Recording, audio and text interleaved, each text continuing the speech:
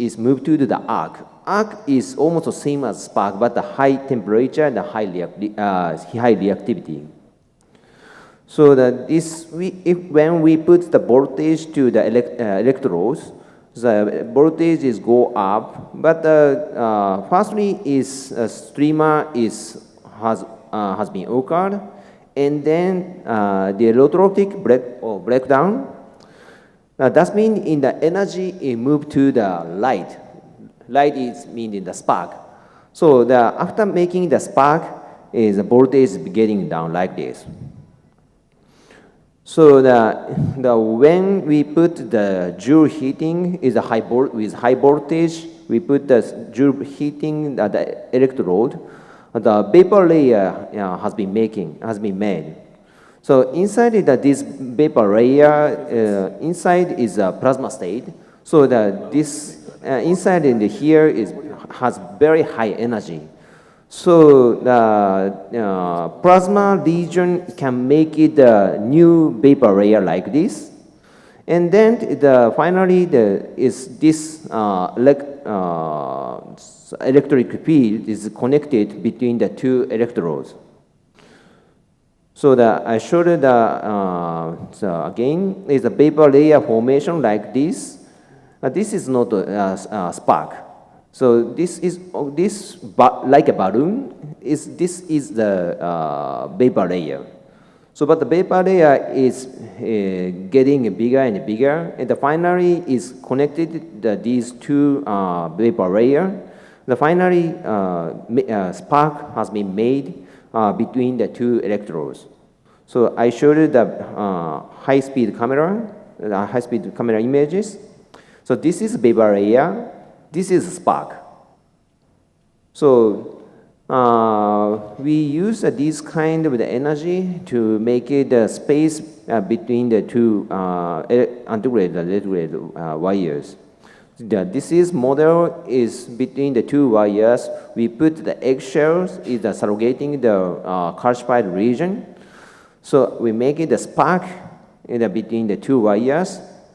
So you can see it's a very clear hole in the eggshell. So eggshell is very hard, but plasma spark can make it a very big space, very clear space between the two wires.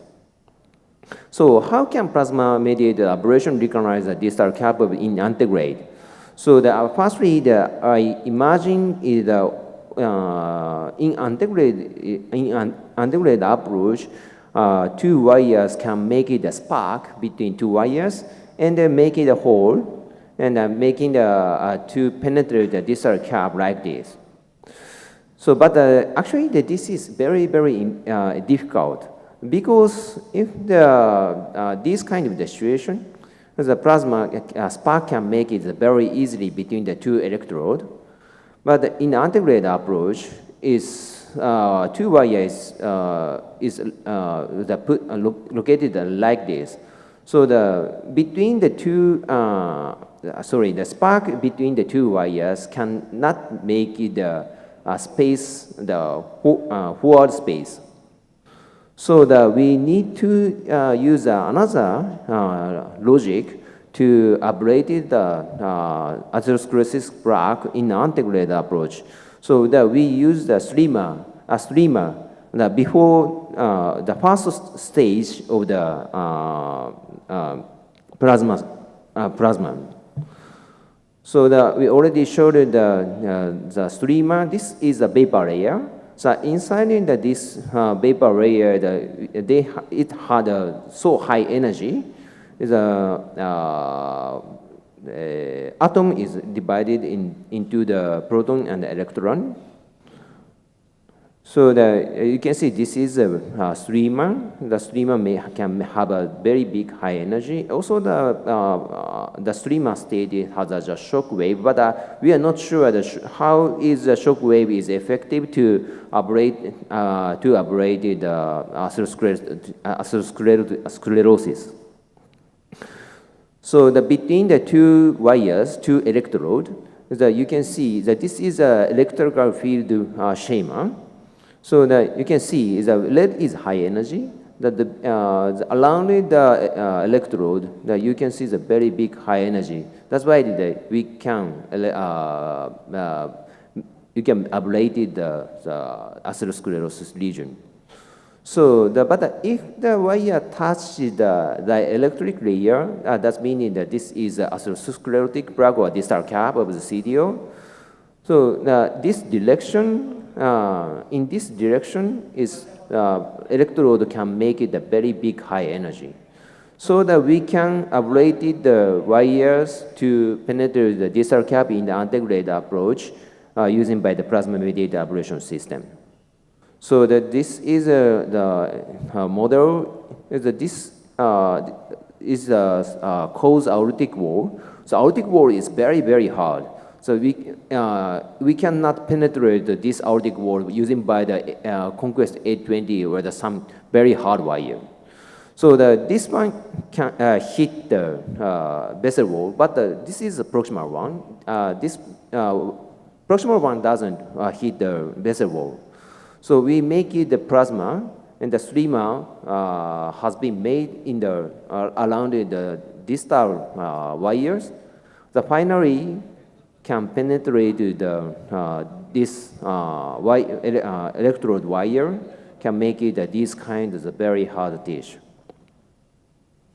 So in clinical setting, we try to advance the wire to the CTO region to around the distal cap, and then I dilated the small balloon dilatation if needed, and to cross the WOTW caster delivery. WOTW caster is, you can imagine in the subscale or the Crusade. The Crusade is the double lumen caster, but one of the over the wire system, one of the monorail system. But this WOTW wire is both lumen is the OTW, so that we can deliver the two plasma wire is safely to the around the distal cap of the CTO, and we want to try to the plasma. I want to try to penetrate the distal cap using by the plasma-mediated ablation. So in integrated approach, we cannot make it penetrate the distal cap by the spark. So we can use the streamer logic, and finally we can penetrate it. We can ablate the distal cap of the CTO like this. So of course, in this system is we try to penetrate the proximal cap of the CTO, this system. So we hit the distal one to the proximal cap of the CTO and make it the streamer energy. And we imagine this distal wire can make it ablate the proximal cap of the very calcified CTO or something. So the plasma-mediated ablation should be considered as a first strategy after single wire advance near the distal cap of the CTO. And the plasma-mediated ablation may simplify the penetration the procedure at the distal cap of the CTO from both subintima and intima. And the penetration of the proximal cap may be also possible by streamer energy. Now, I showed only one case in the integrate. The last year, I already done the 7 cases, the 9 cases of the first in man. In this first in man, in 2 cases, we use this plasma wire system in integrated approach. So this case is LED CTO, but there is no interventional collateral, so that's why we should concentrate in the integrated approach alone. So this is a CT finding. So you can see the very big calcium pipe inside in the CTO region. At the end of the CTO region is at the end of the calcium pipe. So we started from the integrated approach, of course, but the guy second go to the subintimal space. So we quickly changed to the two ablation. We put the 2 ablation wires like this, and make it ablation. So the left side is just before the aberration, that you can not see the distal to lumen, because is hematoma is advanced the more distally, so the distal to lumen has been collapsed. But after extubation, there is a re-entry, so that we can see the distal to lumen more clearly. So after extubation, we can cross the wire very easily, like this. And this is IVAS findings. So you can see the hematoma, but the IVAS is already inside in the two lumen. But the proximal side is here is the boarding portion, is the ablation side maybe. As the IVAS is go into the subintimal space, like this. So this is the final result. Thank you for your attention.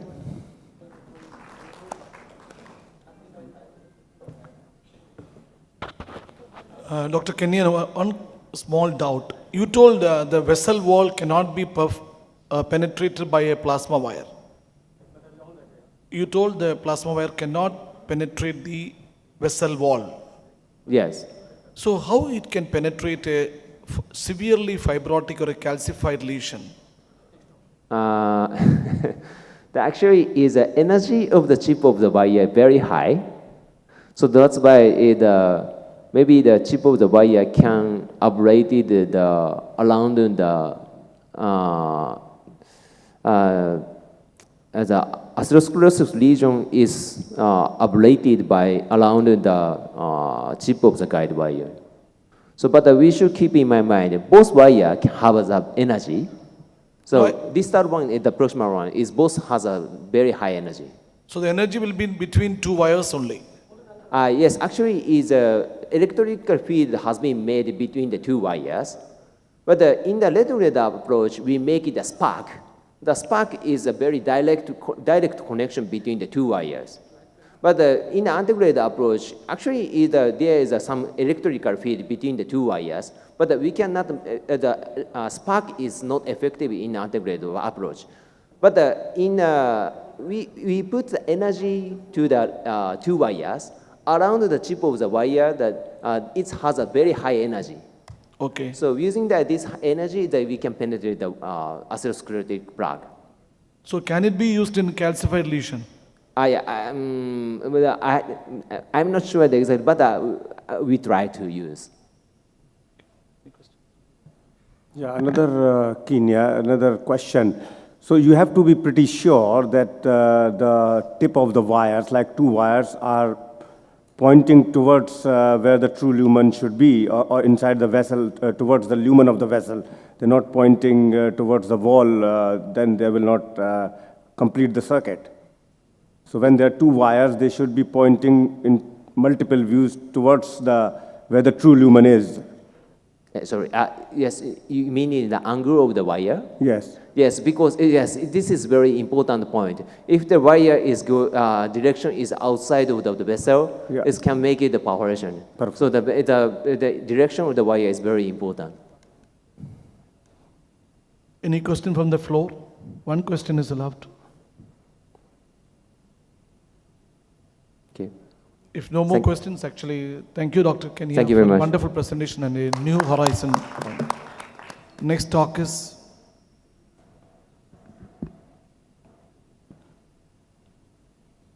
excimer laser in CTO PC by Dr. Nimit Shah. Dr. Nimit Shah, Good please. morning, friends. Thanks for inviting me here. It's been a fantastic course and really enjoying it. So I'll quickly, because of the time, I'll go ahead and give a talk. So laser in CTO. So what I would cover is introduction, mechanism of action of lasers, system components and technical considerations, some case reviews if I have a time, and clinical studies.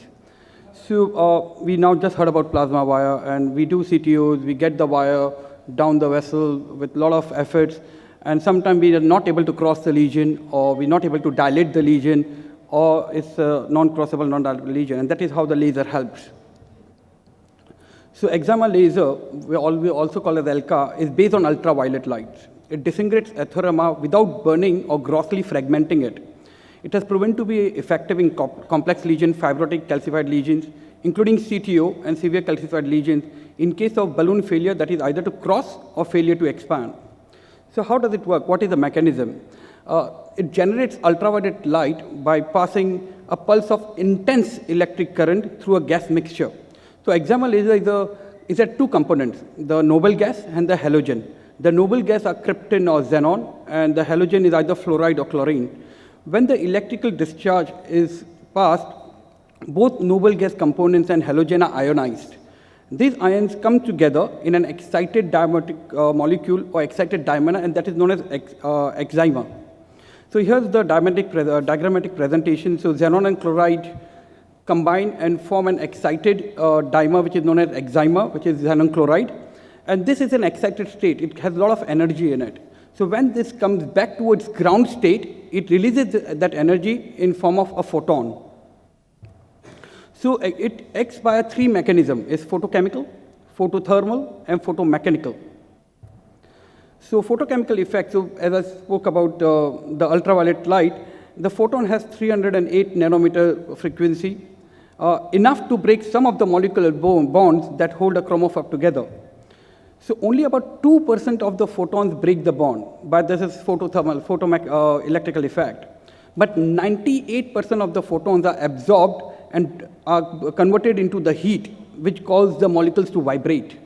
And the force exerted by the vibration is strong enough to break that bond. So it also has a photothermal effect as well. So ultraviolet ablation is therefore a combination of photochemical effect, like light breaking molecule bonds, and also photothermal effect, light producing the heat.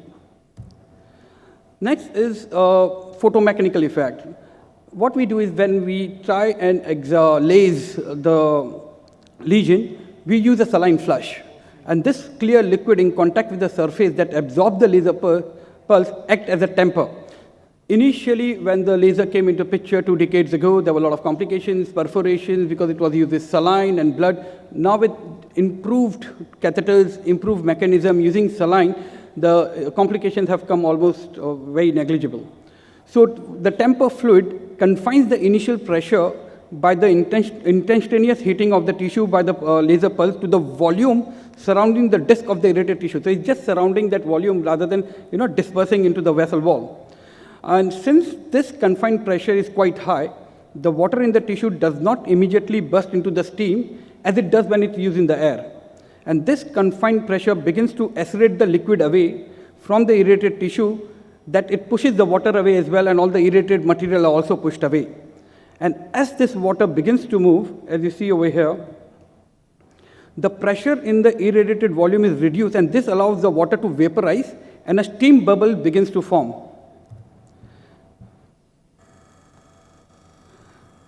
After the vapor collapses, the byproducts are mixed with the temper fluid, which is rapidly in the vicinity of the irritated disc.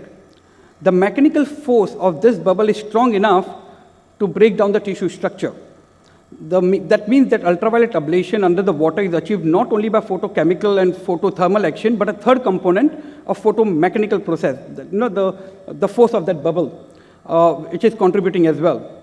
It has been suggested that formation of water vapor seems to be a dominant mechanism in this tissue ablation.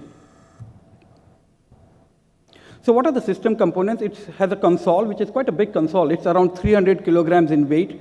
Quite a big, it's around 64 centimeter in height, 120 in length, and quite breadth, and around 190 centimeter in width. And this is a console, and this is a laser catheter, which is over the wire system. You can use it 6 French devices. And this is a coupler, which is attached to the console here. You have to activate this over the console, the energy, select the energy, and then you pass it over the wire. So what are the indications? Non-crossable lesions, non-dilatable lesions, large thrombus burden, vein graft, primary PCI. Especially in Indian scenario, it makes more sense because normally we get a lot of late presentation myocardial infarction patient, and thrombus is very well organized. That is why it has a very important role. And of course, instant restenosis and under-expanded stents. So I'll concentrate more on the laser in CTO. So there are 2 scenarios where you could use the laser in a CTO, failure to cross or failure to expand. But before we do that laser, we follow our normal steps, like, larger guide, mother and child catheter, buddy wire, anchoring. We try all those steps. If those are unsuccessful, we try microcatheter, OTW. If that is unsuccessful, we do granuloplasty. We use a small balloon and burst the balloon and see whether that creates a passage. And if that doesn't help, then we have either tonus or ELCA, which is excimer laser, or we go to a retrograde approach. Similarly, if there's a failure to expand as well, we use non-compliant balloon, cutting balloon, double-coated balloons, and thereof, and rotablation if we are true to true lumen. And if that doesn't work, ELCA can make a road into it as well. So we have published, this was a publication where I was one of the author in Euro Intervention 2013, that beyond balloon, which is excimer coronary laser atherectomy, used alone or in combination with rotational atherectomy in treatment of CTOs for non-crossable and non-crossable region. So this was to establish the success and complication rates of excimer in contemporary series of patients with balloon failure with PCI for both CTOs and with the TIMI-3 flow. So we identified 58 cases of balloon failure, and the conclusion was ELCA provides safe and effective adjuvant therapy to contemporary PCI to treat the lesion associated with balloon failure. It's quite widely used in US and UK, few centers, Europe, but not available in India yet. But hopefully by the end of the year, the company is trying hard to get it in, this modality in India too. So I won't go through the details over here. I can move forward.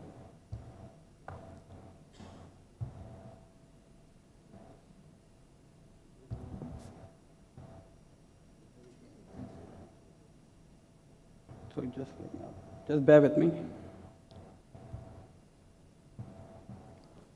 Right. So just to give you an example. So this is a right-sided CTO. You got a retrograde channels over here as well. So we tried, so the wire had crossed over, but we couldn't, it was very calcified. It was, wiring was easy with fine cross and filter XT wire. But then we had to rotablate because it was quite a tough lesion. Even the smallest balloon wasn't passed through. So we tried cross-add, tonus, everything was tried. And then we tried this laser. So this is a laser catheter. So you pass the laser catheter and try lasing it. You have to give a saline flush, wash away the contrast, wash away the blood as well. And you lase it at around 80 frequency with 80 repetitions and very slow movement forward, 1 millimeter per second. And it's 10-second lasing and 5 seconds of rest to wash off the material. So once this was done, we were able to exchange for the rota wire. But in spite after that, if you see here, there's unexpandable balloon, and then we have to use a rota ablation. So this works in the combination of laser and rota ablation, and what we coined the term as razor, combination of laser and rota ablation.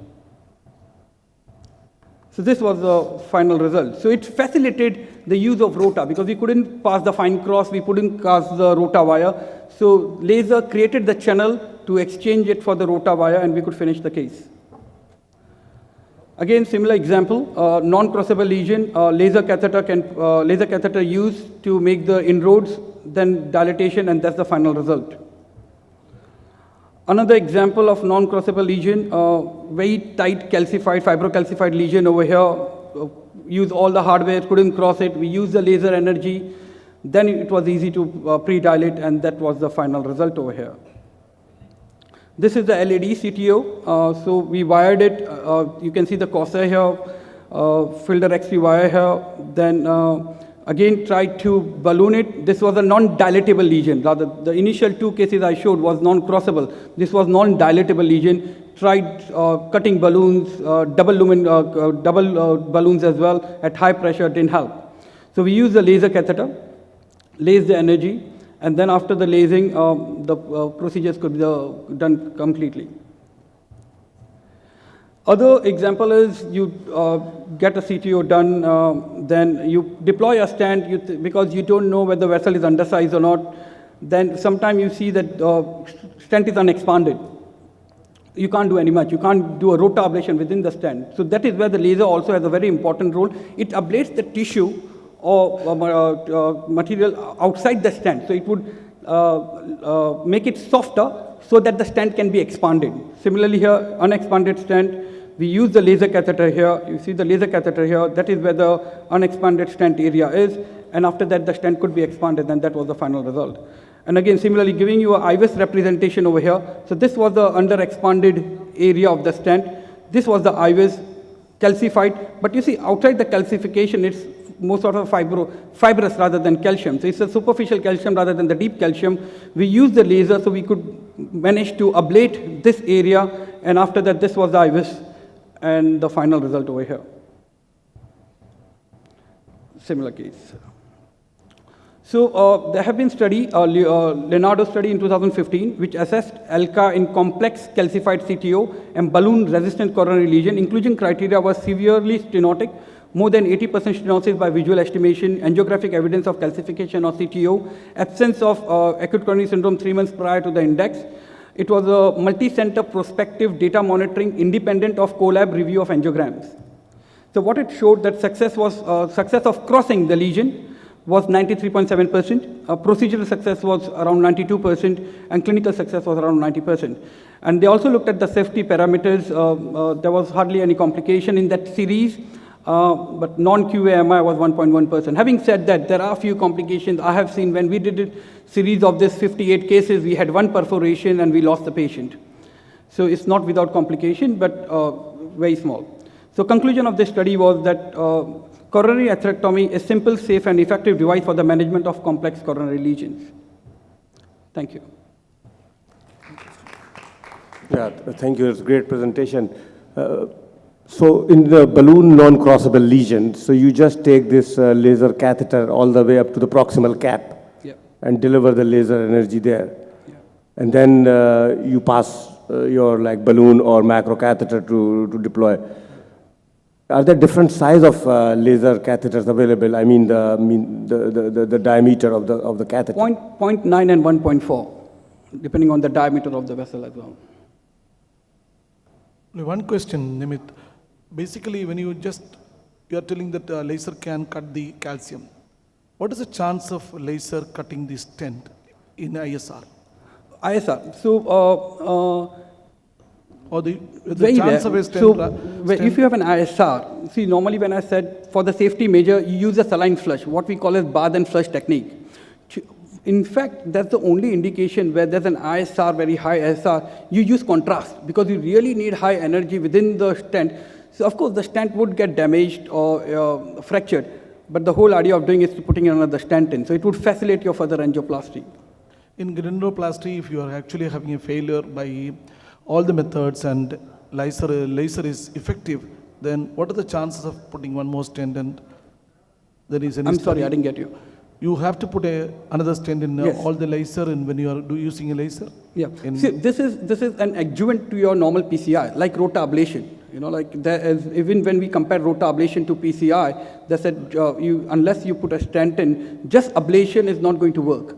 This is just creating a passage. It's not going to ablate, like rota ablation ablates the whole area. This is not going to ablate completely. It's going to create a passage for you. In a thrombus, is different. Thrombus, it would ablate the thrombus and probably, ablate the complete thrombus. But here where there's calcium, fibrofatty calcium, it is just going to create a hole for you to get your device in, for you to exchange for the rota ablation. For example, you want to use a rota, but you cannot even pass a fine cross or anything to exchange your workhorse wire for a rota wire. This would create a hole, a passage for you to exchange that. That means that it is not an effective treatment in situation where it's a severely calcified lesion may not be effective? No, severely calcified rota ablation still remains the treatment of choice. As I said, it would be adjuvant to rota. If the rota is not working, it would be an adjuvant. But for calcium, it's rota ablation. For hard fibrotic lesion, laser. There are situations when people use 1.5 rota, it is after the rota, putting a stent, then it is uninflated, where people will be having a reluctance to use 1.75 bar.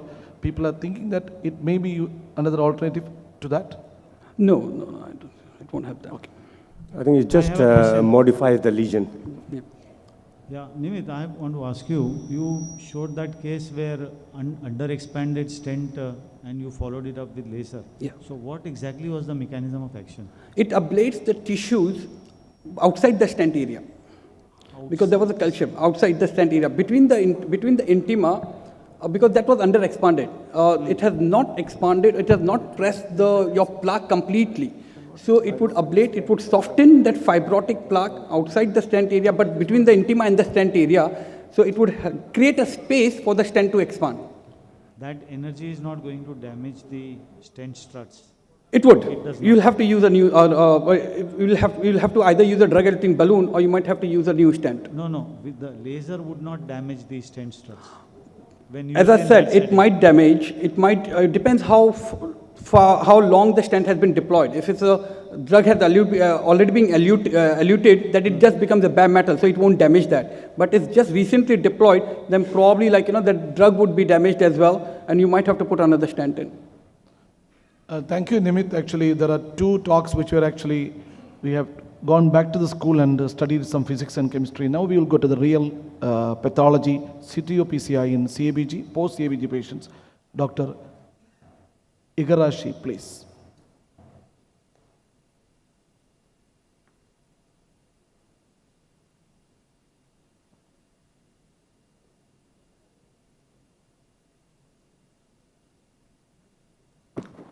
Thank you for your invitation for this meeting.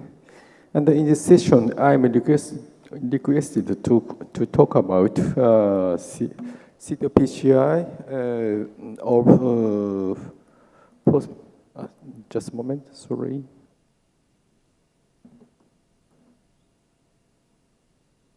Okay, CTO-PCI in post-CABG patient. I think CTO-PCI in post-CABG patient is still a big challenge. And in this session, this is my agenda. First, I want to talk about CTO-PCI comparison data between post-CABG patient and non-CABG patient from sub-analysis of Japanese retrograde summit data. And next, I want to show you a couple of post-CABG and CTO-PCI cases, very interesting case.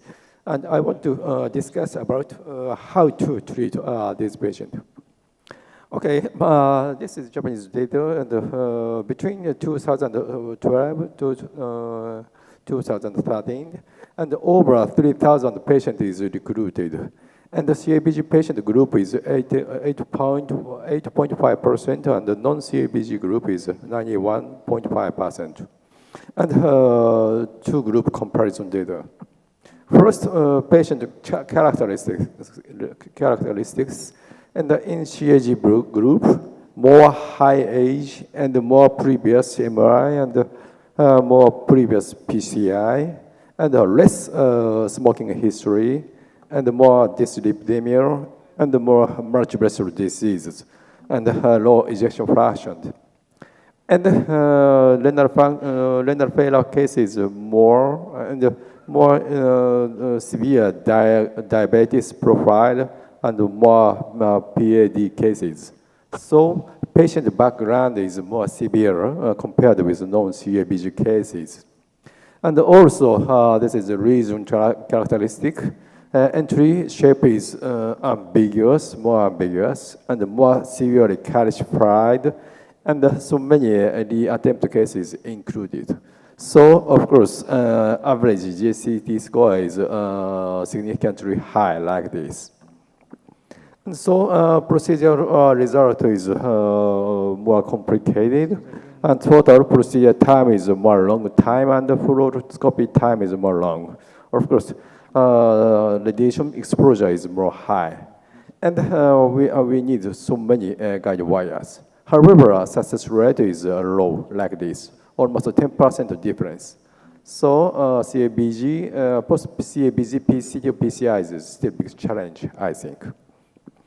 And however, a very interesting point is overall success rate is low comparison with non-CABG group, but in retrograde alone group, almost equivalent success rate like this. This is a very important point, I think. And this is a more detailed analysis and collateral crossing approach. Guidewire crossing collateral channel is CABG group is more high success rate like this. The reason is this graph. In CABG group, bypass graft is available for lateral collateral crossing route. That is an important point. Almost 35% patient is successfully passed through the mainly degenerated saphenous vein graft. This is a very useful route for retrograde approach. And this is a procedural complication. Complication rate is very low, like this, and the hospital MACE rate is also very, very low. So this post-CABG CTO-PCI is very safe procedure. And 1 year follow-up MACE rate is also very low compared with non-CABG, more better result. And this is degenerated saphenous vein graft, PCI, generated saphenous vein graft, long time follow-up data. This data indicate 1 year or 2 year target vessel failure rate is very high, over 20%, and 2 years 40%. So if you can select degenerated saphenous vein graft PCI or native coronary CTO-PCIs, if you can select, I strongly recommend to try native CTO-PCIs, more better long-term result. And this is a summary, more complicated patient profile and more tough lesion characteristics, and low success rate and long procedure time. However, retrograde success rate is almost equivalent. Bypass route is aggressively utilized for retrograde approach, and this CTO PCI in post-CABG patient is a safe procedure and better long-term result. I want to show you 2 interesting cases. First case is mid-70s gentleman and a very diffuse region, left coronary artery. And LAD is occluded like this. And the target is RCA CTO. This is the CTO entry point, and CTO exit is bifurcated. And fortunately, little graft is patent and almost no disease. And saphenous vein graft to diagonal branch is still patent like this. And a few years ago, this degenerated saphenous vein graft to RCA is patent, and another doctor tried to treat this region by drug-eluting stent. Final result is very acceptable. However, 1 or 2 years later, this vein graft is occluded like this. And so this is target RCA, and main collateral filling route is only from LITA, LAD distal, and septal branch, and RCA route only. This is a whole image of coronary tree, 2 CTO region. And LAD CTO is protected by a very healthy LITA graft, and SVG D1 is patent. CTO is a target, and unfortunately, SVG is already occluded. And how to treat this region? Redo medication or PCI? Do you try? May I ask? Do you try redo? Nobody? Medication? Medication? Do you try PCI? PCI? PCI. If you try PCI, do you try antegrade manner? Antegrade? Antegrade, okay.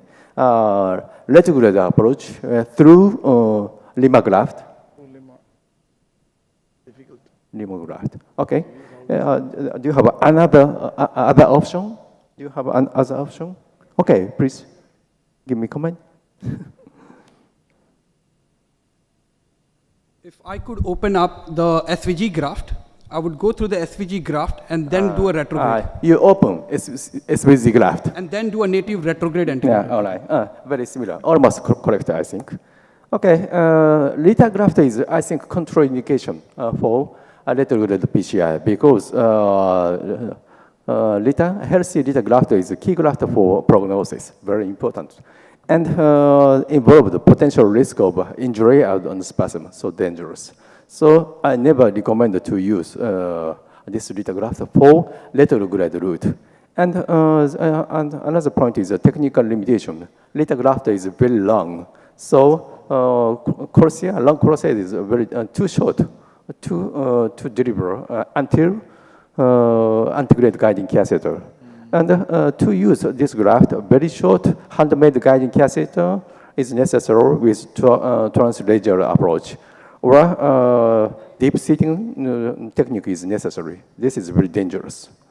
So in this case, I use this route. This is long chip plus catheter, and I advanced micro guide wire. And this guide wire is a Sion black polymer jacket type. And in this case, this guide wire smoothly, very easily advance until exit of osmosis point like this. And the next microcatheter is followed until exit of CTO region, and this is the tip injection image. And the next step is antegrade preparation. Proximal part is also very diseased. In this case, I put a two guide wire to the RV branch, and I put a stent to this position. And one guide wire is between stent strut and the vessel wall, and this is a gel wire technique. We can get more stable back and forth by using this technique. Unplus guiding catheter is one choice. However, in this situation, sometimes very dangerous, very easy to induce ostial dissection because ostium is very diseased. So by using this technique, guiding catheter position is very stable, and advanced CT wire inside of CT region. And after delivery of microcatheter, balloon also successfully delivered like this. And the next step is a reverse cut technique. Important tips and tricks to treat this RCA distal CTO region. Projection angle is very important. In this case, it's area cranial, area caudal, and also I check area caudal. From every view, or all view, retrograde guide wire chip is touching to the target balloon like this. And after deflation, this guide wire is easily passed through the CTO region, and microcatheter corsia is successfully delivered until antegrade guiding catheter. After externalization of guide wire, I put a 3 giant stents, 1, 2, 3, and this is final result. And important point is you should not never dilate the SVG graft to avoid distal embolization. This route is only used for retrograde access route, never dilate. That is very important tips and tricks, I think. This is case summary. Successfully treated RCA-CTO case with post-CBZ and occluded sepsis brain is often, not always, often available as a retrograde access route, and never dilate occluded SVG to avoid distal embolization. Okay, I want to show you the last case. This is also very interesting case, I think. This is also mid-70s gentleman, and the target is RCA proximal CTO cases, the attempt case, a very strong angulation like this. And this case is also LAD CTO case, and this is CTO case. And vein graft is still open, patent to diagonal branch, like this. And this is spider view, and occlusion point is here, very close proximal position of LAD, like this. And this is lithograph, is very healthy lithograph is detected. And the collateral to RCA is mainly between CTO exit and anastomosis point, like this. And only one tortuous collateral is connected to the distal RCA. And this is whole image coronary tree, and no graft to RCA distal in this case. Target is this RCA CTO, And later is a patent. And the LDCT is very short, like this. How to treat this case? Nobody try, do, maybe. Medication? Medication? PCI? PCI? Do you agree? Yeah. Antigrade again? Antigrade again? Retrograde through lemur? Nobody? Other option? No idea? No idea? No idea. Okay, this case is, I use this LED native CTO. Pass through, this CTO is very short, and pass through this CTO, and use this collection channel, and try the retrograde approach. That is my strategy. First, I delivered my guide wire, floppy guide wire until exit of CTO region, and fortunately, microcapacitor is followed until exit of CTO region. And this guide wire is a very good target for integrated wiring. And under this condition, I started integrated wiring. This is retro wire, spider view, and chip position is here. And this is the area view, and retrograde guide wire is here. This is very good target for integrated wiring. And the CTO length is around within 10 millimeter. And I tried the kissing wire technique, and the integrated guide wire selection is guide second. And touching, and also touching. And very easily in this case, and fortunately pass through the LED CTO region. And I did not dilate it at this position, and pass through the CTO region by microcapacitor, like this. And this is a tip injection from microcapacitor. And the next step is,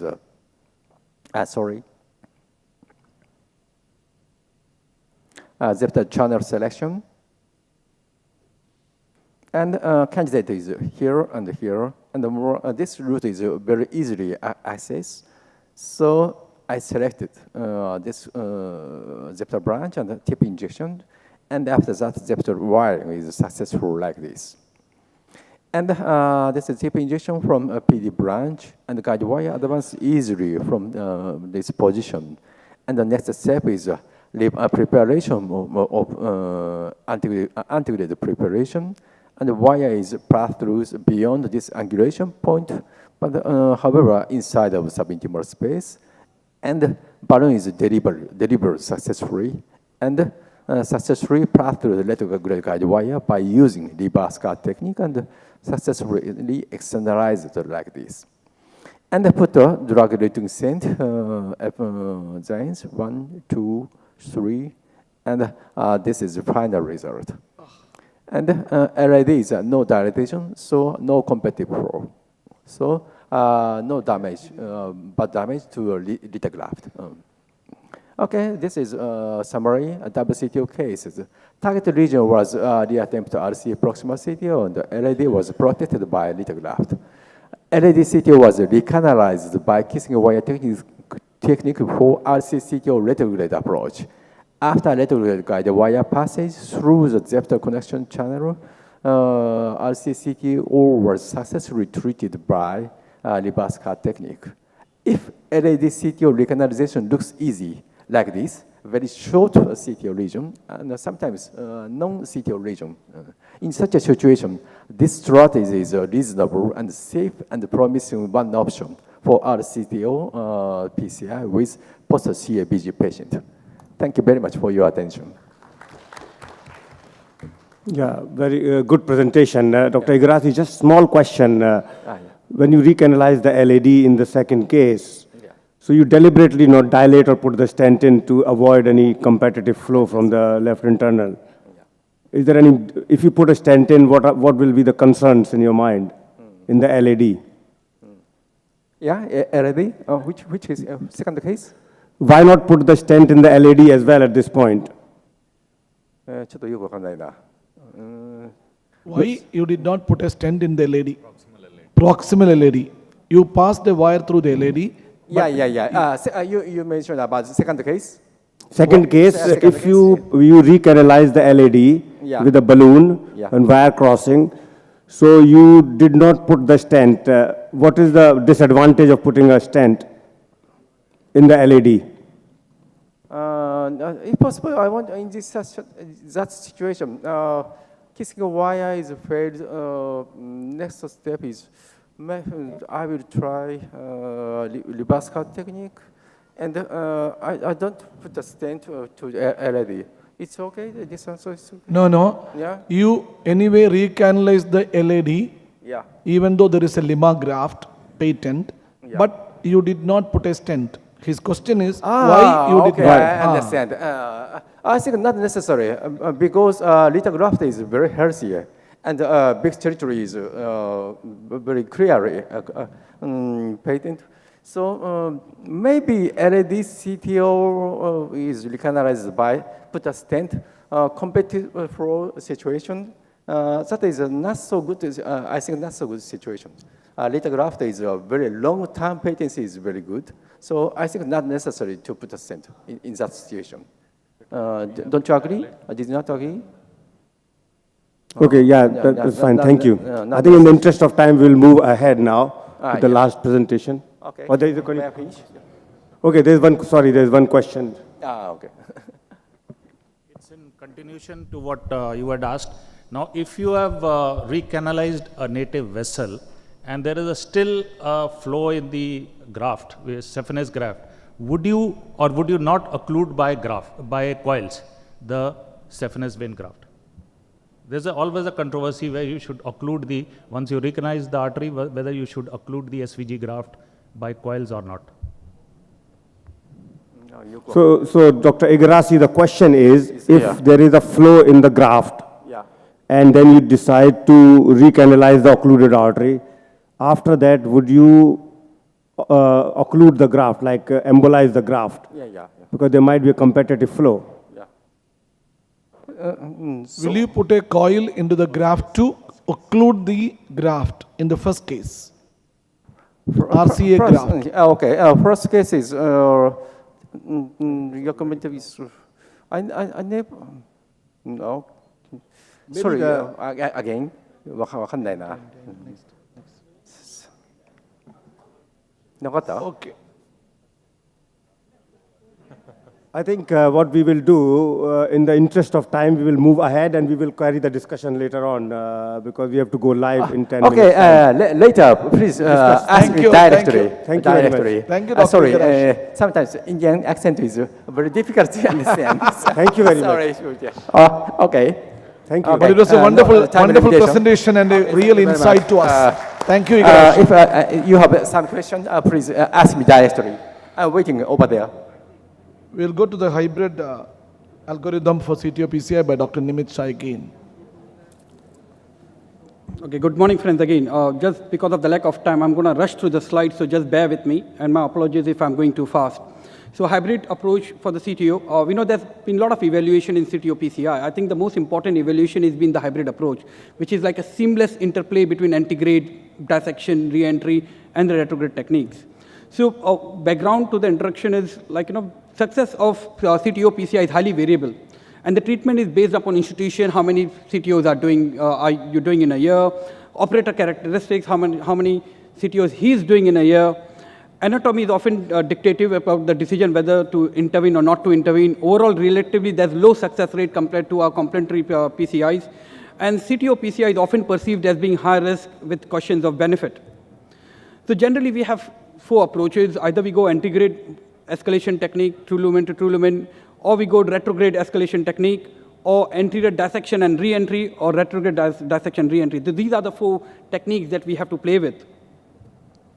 So development of CTO has come a long way. Initially, we started with miracle wires, and now we are using Gaia wires, different techniques, parallel wiring, now retrograde approach also. Imaging modalities have come into play. We have seen since yesterday a lot of IVs, a lot of imaging helping with the CTOs. And recently, hybrid approach has been in scenario since 2011. So what are the fundamentals of hybrid approach? Utilize all feasible techniques, antegrade, retrograde, wire escalation, or dissection re-entry to open up a CTO. What it does, it promotes a systematic assessment and approach based of the likelihood of success. It's not that I do only retrograde or I do only integrate. So if you look at the algorithm, have a good anatomy, and if you can interplay with all the modalities and all the approaches, the rate of success increases, and it has been proven as well. And it emphasizes procedural efficiency. It promotes quick transition to the alternate plan should a failure mode occur. Try integrate. If you're not successful, see if there's a good retrograde channel, see if you can use a dissection re-entry. So you should be able to switch over the techniques very swiftly and quickly. So normally, I'm sure you have gone through this slides before as well. So you need to ask 4 questions. What is the proximal cap anatomy? Is it defined or is it ambiguous? What is the distal target? Is it favorable for wiring or re-entry? That would decide which direction you need to go. Then secondly, are the collaterals visible or not? That also would decide your direction. And what is the occlusion length? Is it less than 20 millimeter or more than 20 millimeter? That would guide you to decide your crossing strategy, whether you want to go wire escalation true to true, or whether you want to take a primary dissection re-entry technique if the CTO is more than 20 to 40 millimeter. So based on the operation, for example, if you're going for the entry, if the integrate is a goal, move your gear safely and quickly to distal cap to focus on the true lumen, or move the gear beyond the distal cap to focus on re-entry. Or retrograde goal, similarly, move your gear safely and quickly to the proximal cap of the true lumen entry or the reverse cart. And always keep it flexible, a bit mobile. You change the technique. If you're not getting integrate, try retrograde, try combination of technique. That is what we call as hybrid approach. So this is an algorithm.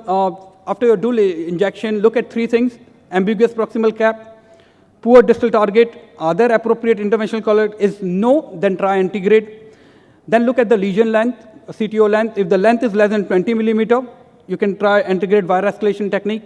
If the length is more than 20 millimeter, you can try a primary integrate dissection re-entry, either using like crossbar stingray technique.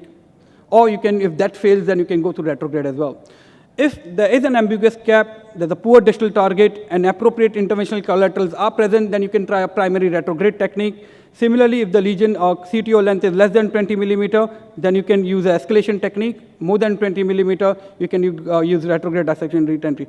Unless there's no rule of thumb, you just need to interplay. You need to know all the modalities, all the approaches, and that's the road to success. When you go to the CTO courses, they say there's a stepwise. So first you need to be good at your basic interventional skills. Step 2 is know to have CTO analysis very well, learn your integrate skills, retrograde skills, then the dissection re-entry, and then you go for hybrid skills. That is, this which would most likely assure your 90% success if you follow this step. There are other steps as well. You can go this way. Learning without a structure, haphazard manner, eventually you would reach there, but you don't know where. So what are the advantages? It provides the CTO decision tree that makes simple standard question at the outset of the CTO procedure. It provides a reproducible algorithm for the physician during a CTO procedure. It puts patient safety at the forefront. So if you could interpret rather than 2 hours, 2.5 hours trying your integrate technique, if you can switch over the techniques, there's less radiation, less contrast, and less time. Weakness are, it doesn't provide guidance about which case operator should attempt and which they should refer because of the technical limitations. Cost and availability of devices limits the application in some countries. So it's just not the approaches using different devices, different type of microcatheters, rotablations, lasers, guideliners. So these all come into the hybrid approach. Doesn't incorporate some equipment and techniques which are widely used, still dependent on operator skill sets. Learning curve is still significant with specialized training required. Moving to the algorithm which I show, this is a newer algorithm, a hybrid algorithm. Again, the question remains the 3. What is the proximal cap ambiguity? Poor distal vessel or bifurcation at the distal cap? And what are the interventional collaterals? Next question you ask is, in fact, this is a new indication since the crossbar stingray has come into place. If you're an ISR CTO, from the origin of the stent, there's a CTO, you can primarily use a crossbars, and which is very safe, quick, and I'll show you a case after this, which I had done around 6 months ago. So it's very quick, safe, and very effective if you have an ISR CTO. Since yesterday, we've been learning a lot of IVS-guided re-entry, so that should come into practice as well. Parallel wiring, And always consider primary use of knuckle wire technique or dissection re-entry if there's an ambiguous course in the CTO, tortuous CTO segment, heavy calcification, and consider secondary use of dissection or anything if the length is more than 20 millimeter and previous attempts have failed. And very important, consider stopping if it's more than 3 hours, lot of contrast used, and lot of radiation used. You can always stage your procedure. Don't be scared, to back off. So I'll just show one case, and if I have time, another case as well. So this is a 58-year-old male, previous STEMI, thrombolyzed and angioplasty to LED in 2014. This was in South Africa. So he came to Mumbai because he presented with unstable angina and ejection fraction was 40%. Myocardial perfusion scan showed reversible ischemia in the LED territory.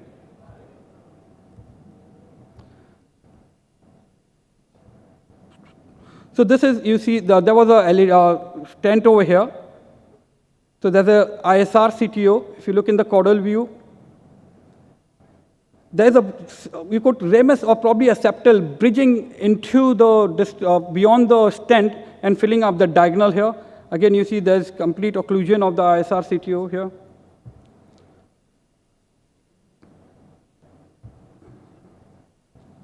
So dual injections, again with the guide, EBU 3.5. If you look at this, it confirms, there's a small nipple which helps you to get the wire down.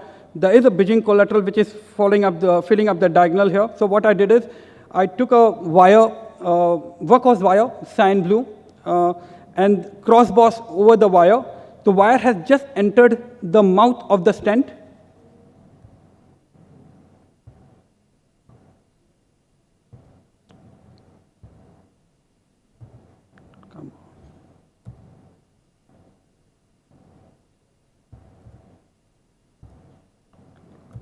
Struggling to move forward.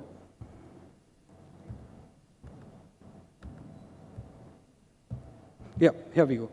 So now what I have done is, if you look over here, this is the wire distal tip, and I have passed the crossbars beyond the wire. And I'll show you here. This is just if you could concentrate on my hand movements. So these are my hand movements, sorry.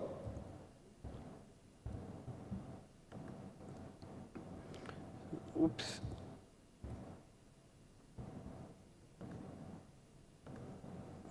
So these are the hand movements. I'm spinning the crossbars very fast and in clockwise and anti-clockwise direction. And you see over here, the crossbars is very gradually moving forward. And if you look at this, so this is the crossbars here, and you'll see it's backing up the guide, and it just jumps into the true lumen over here. So what it helps is, because the crossbars was, it's not over the wire, it's beyond the wire, and it remains true to true because it's within the stent. So it's very impossible or negligible chances of it going beyond the architecture. So once the crossbars was through the lesion, exchange the wire, bring the crossbars back, then routine pre-dilatation and the stenting procedure. So this ISR CTO was treated effectively with the crossbars catheter within 45 minutes using minimal contrast and the radiation. Do I have a time for the next case? I think Nimish, That's fine. Thank you. At the outset, actually, we will congratulate all the speakers. Excellent work done.